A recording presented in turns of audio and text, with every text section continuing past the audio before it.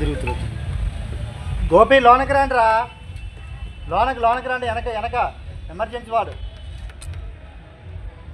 జల్దీ రండి. సింగ్ ఫోన్ చేసిండు నీకు. భారీ ఎత్తున అన్నదాన కార్యక్రమాన్ని కాంగ్రెస్ పార్టీ నాయకత్వం ఏర్పాటు చేయడం జరిగింది. అదేవిధంగా జైల్లో ఉన్నటువంటి ఖైదీలకు, హాస్పిటల్లో ఉన్నటువంటి ఖైదీలకు పాలు, బ్రెడ్, పళ్ళు పంపిణీ కూడా చేయడం జరిగింది.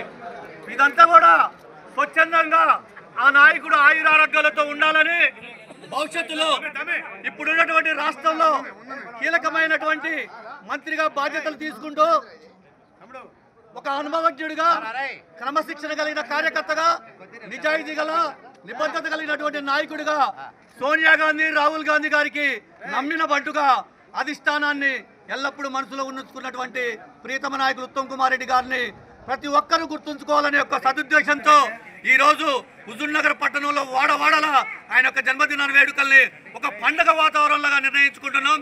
దీని అంతటికి కూడా మా కాంగ్రెస్ పార్టీ నాయకత్వం కృషి చేయడం జరిగింది. వారు ఆయురారోగ్యాలతో నుండు నీరేళ్లు జీవించి భవిష్యత్తులో రాష్ట్రాన్ని శాసించే స్థాయిలో ముఖ్యమంత్రి కూడా కావాలని మా నియోజకవర్గం తరఫున మేము కోరుకోవడం జరుగుతుంది. ఉత్తమ్ కుమార్ రెడ్డి గారి నాయకత్వం, సోనియా గాంధీ గారి నాయకత్వం.